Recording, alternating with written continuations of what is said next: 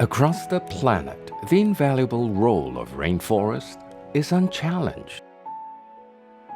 Trees help to absorb carbon from the atmosphere, stabilizing our climate, keeping our planet healthy. But as the world progresses, forests are disappearing, making proper forest management more important than ever before. About 250 kilometers away from Kuala Lumpur, in the northern state of Perak, a team of foresters are getting ready at the Lhasa Ranger office. Led by District Forest Officer Hafiz Samsudin, they are going on a routine work trip into the jungle. Their task is to identify and tag trees that are suitable for harvesting. The Malaysian Forestry Department has been practicing sustainable forestry. The country went through several phases of evolution in forest management before reaching the refined, selective management system it is using today. Hari ini kita akan menjalankan aktiviti penandaan pokok di hutan simpan Korbu. Half of Malaysia's land is forested, and more than 10 million hectares are protected under Permanent Reserved Forests, or PRF.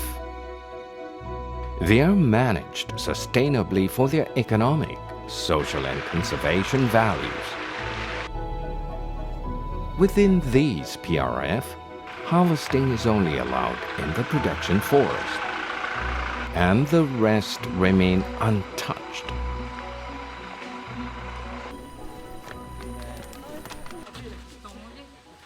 They have reached as far as the road could take them. The compartment they are tasked with lies deep in the forest. It will take a full day hike to reach their base camp. The Korbu Forest Reserve is a production forest. Selective trees within these forests are allowed to be harvested following procedures and guidelines. It is their responsibility to identify which trees are permitted and fit to be cut. Each production forest is divided into compartments, and in each compartment block, only 12 trees per hectare will be tagged. These compartments will be harvested in sequence until all compartments in the production forest are completed. Harvested compartments will then be left to their natural resilience to rewild. And only 30 years after the first harvest can the compartments be harvested again.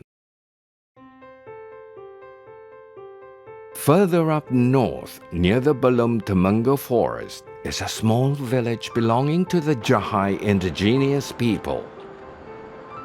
Chris Wong, a manager from WWF Malaysia, has been working with the Jahai for almost 10 years.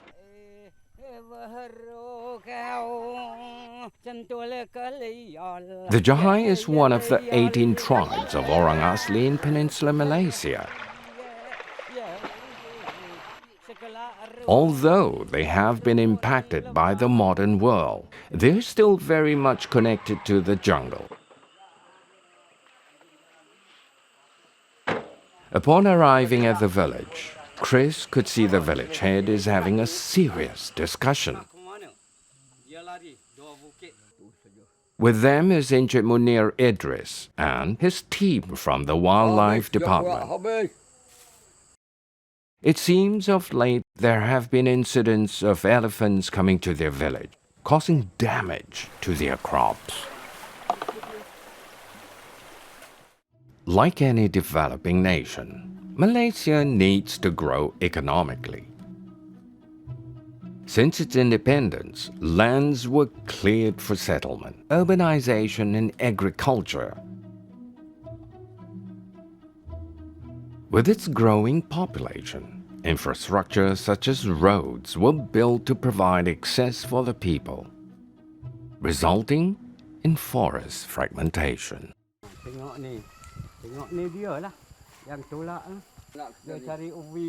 This is not the first time the village received its uninvited guest.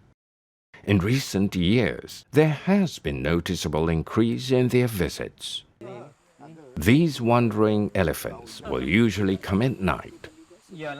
What used to be a rare occasion now seems to happen every other week, causes distress in the community. So when a forest is being fragmented, it depends on how severe it is. If the forest has become a very small piece of forest, then you will create a very small subpopulation of animals inside it, and you will have issues like human-wildlife conflict. Apa yang berlaku adalah spesies-spesies hidupan liar ni ada banyak. Jadi seperti contoh kita ambil gajah, kawasan rayau dia yang kita tahu sangat besar. Apa yang berlaku bila hutan terputus dan jadi blok-blok hutan yang kecil, dia kekurangan kawasan untuk rayau dan cari sumber lah. Maksudnya makanan, tempat berlindung dan juga air. Jadi dia akan lebih banyak meluangkan masa berada di pinggir-pinggir hutan, dan itu yang akan menyebabkan gangguan hidupan liar lah kepada kawasan-kawasan di pinggir hutan.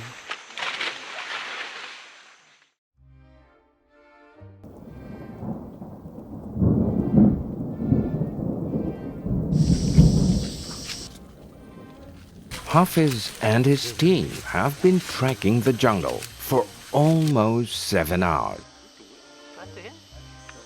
As foresters, life in the jungle is no easy feat, especially during timber harvesting season.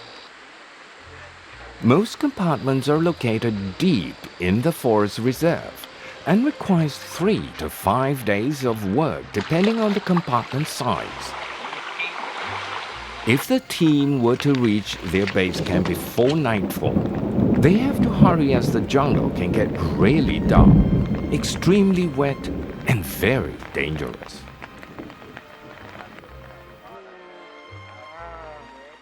Rain was already upon them when they finally reached their campsite. Wasting no time, they began to set up camp. Their tent is a simple bamboo structure, enough to provide shelter from the rain and keep them dry.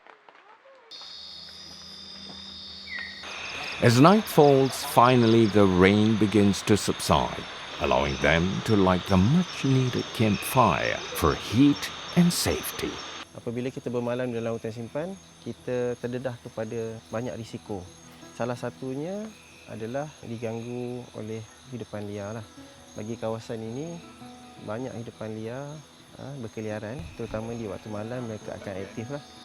Haiwan-haiwan seperti harimau, beruang dan juga gajah. Malam itu kita pokok. Betul je kan? Tak ni.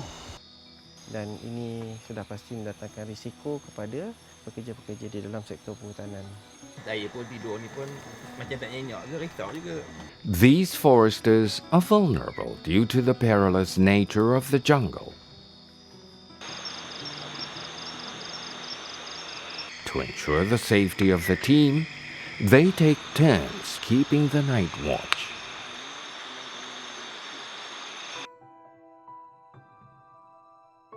Just a few kilometers away from the Jahai indigenous village is Central Forest Spine Amanjaya, an important linkage for wildlife.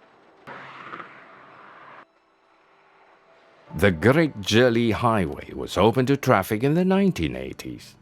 Before the highway was built, the route from the northwest to the northeast was about 1,000 kilometers. But with this east-west highway, the distance is shortened by almost half. The highway passes two major mountain ranges, the Bintang Range and the Titiwangsa Range, which includes cutting across the Balum Temenggong Forest. Chris meets up with Lokman Muhammad Noor from the Forestry Department, who is heading the Amanjaya CFF. Hari ni kita jumpa ada sebatang pokok telah tumbang, ditolak oleh gajah. Kemungkinan gajah cuba cross kawasan ini keluar ke depan. Yang ini adalah memang kesan yang baru dan kita dapati anggaran saiz gajah ni lebih kurang tapak lebih kurang 15 ke 16 inci dan dia punya berat lebih kurang 2 ke 3 tan lah. So dianggarkan hanya seekor gajah jantan sajalah yang menyebabkan kerosakan. Chris and Munir suspect the damage was done by the same elephant that has been causing disturbance at the Jahai village. One of the efforts to facilitate the usage of these linkages is by setting up a perimeter of electric fence. A length of 2 kilometers of electric fence was placed on both sides of the viaduct to create a wildlife corridor. This serves as a guide for wildlife to use the corridor when moving between forest blocks. Pemasangan elektrik dia adalah kita gunakan arus ulang alik lah. Kita tak gunakan arus terus. Kita hanya untuk memberi kejutan supaya gajah rasa sedikit sakit dan dia akan patah balik. To see the effectiveness of the linkage, camera traps are placed around the area.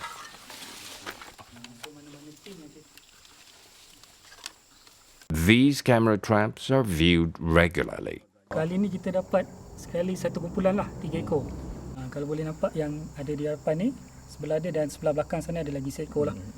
Gajah yang melintas tadi? Berkemungkinan gajah yang sama. Jadi kawasan ni bukan tertumpu hanya kepada beberapa ekor saja. So dia boleh jadi grup-grup, banyak grup gajah dan banyak individu gajah yang gunakan laluan yang sama lah. Ya, ini individu jantan yang berusia lah. So dia memang dah besar, yang dah matang. Kalau kita tengok daripada saiz gading pun kita boleh nampak lah. Ya, kalau selalu guna macam ni dan gajah kita tahu dia adalah spesies yang membuka jalan atau laluan dalam hutan. Jadi once dia dah lalu, spesies lain akan follow lah. Harap-harap lah. While Chris and the rest are preoccupied, an elephant is slowly making its way towards them.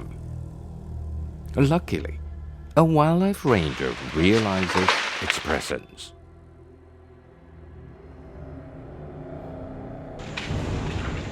Sebab dia datang tak bunyi tau.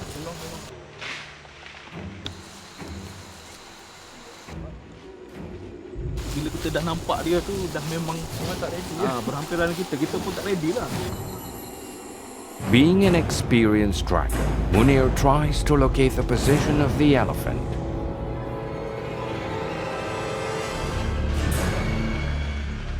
An encounter with wild elephants can be very dangerous. To ensure the safety of the group, the wildlife ranger gives a warning shot.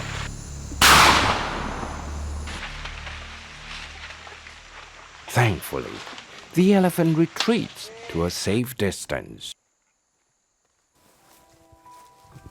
Human-animal conflict is not a new issue.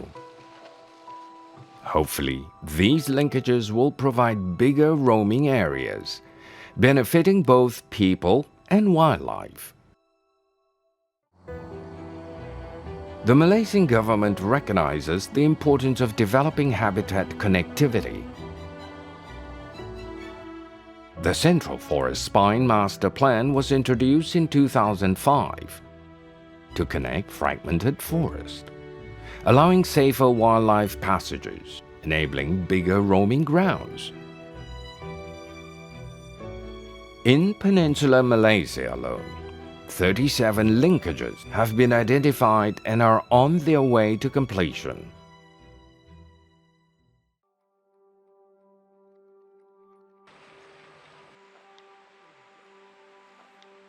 After a good rest, the team is ready to start work. Tagging dia bergantung kepada cuaca juga. Kebiasaannya 2 ke 3 bulan jugalah. Terutamanya kalau musim tengkujuh lagi lah, dia akan slowkan kerja kita lah. An important element when harvesting is the protection of rivers. Kita sukat sungai dulu, di bawah sana lah.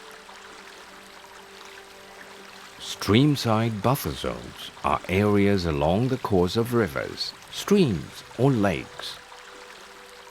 They are required as a means to protect river systems from damage caused by logging activities. Logging is not allowed within the buffer strips.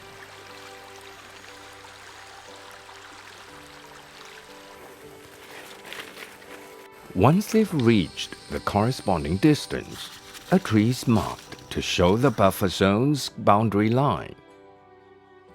Saya cadangkan hari ini kita fokuskan sebelah kiri. Only 12 trees are tagged per 1 hectare.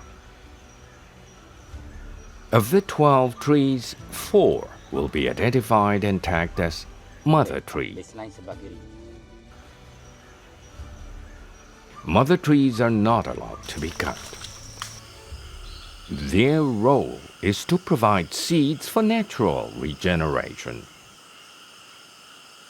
They need to be healthy, free of diseases, have very straight trunk, and possesses beautiful tree crowns. Mother trees are not limited to any specific species. It is important to choose the right mother tree.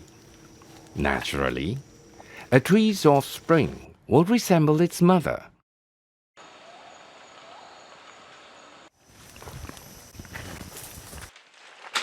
Trees that are marked as protected trees are not allowed to be harvested. These trees are protected for silviculture purposes and for their important role to wildlife, such as fruit trees being a food source, or trees that are home to birds and other wildlife.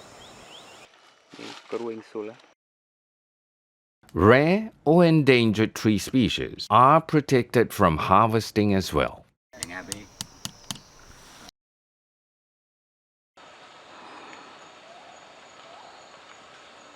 For harvestable trees, specific criteria must be met. Timber trees that are ready for felling have to be at least 55 centimeters in diameter at breast height. They must be tall with straight tree trunks and have good commercial value.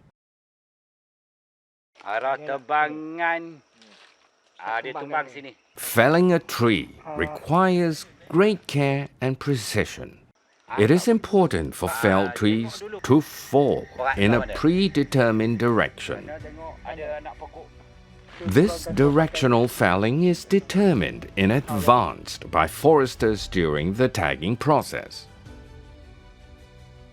It is their job to make sure felled trees make minimum damage to the environment and the surrounding residual trees. Malaysia stands firm in its commitment to sustainable practices, no matter how challenging. The fact that the global population will always need more wood makes it crucial for Malaysia to find the right balance between forest conservation and developing the timber industry. The Malaysian Timber Council was established to promote the development and growth of Malaysian timber industry through sustainable practices. To ensure only sustainably and legally harvested timber and timber products leave the country, harvested trees must go through a series of processes. The logs must first go through the Forest Inspection Center. It is here that they are further inspected to prove their origin. Only after passing the inspection can the logs make their way to their destination. Timber is naturally a renewable resource that is both versatile and valuable, with a variety of applications in the building and furniture industries. The timber industry is also a significant socio-economic contributor that not only provides employment opportunities, but also attracts investments. Malaysia has been exporting certified timber products to more than 170 countries around the world. The ability to track wood products from its certified forest to the point of sale using the chain of custody certification increases the credibility of Malaysian timber and timber products. Having international forest certifications such as the PEFC further proves Malaysia's compliance with its sustainable forest practices.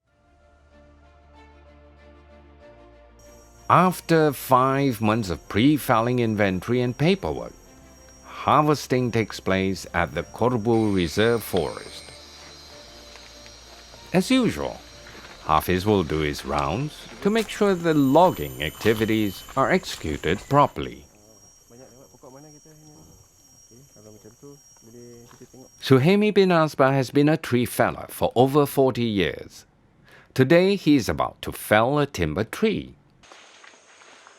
The chosen tree is located on a slope. It stands tall at 200 feet with 70 centimeters in diameter. As he inspects the tree, he detects a problem. The weather these last couple of days has been very unpredictable. Strong winds have been known to affect his previous cuts, and he is concerned this might happen again, especially with a very tall tree. He must ensure the tree falls with the least impact towards other residual trees. He must be precise in his calculations.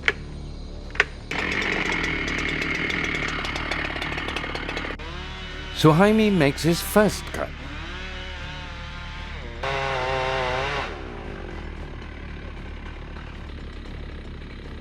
Completing the tree's hinge confirms the direction of fall.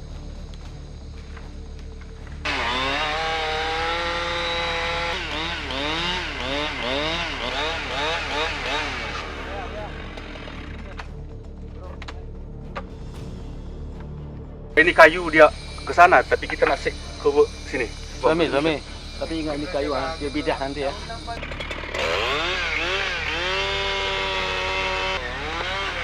Suhaimi makes his final cut to bring the tree down.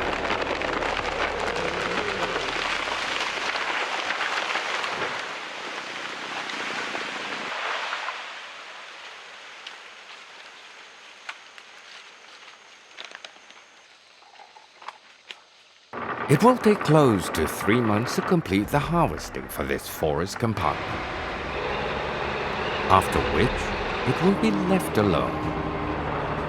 The felled trees opens up the area for more sunlight to the forest floors, giving a chance for rejuvenation for new layers of trees to grow. It will be another 30 years before this compartment is open again, and this gives Hafiz a sense of comfort, knowing as long as the forest production is managed sustainably, the rainforest will remain.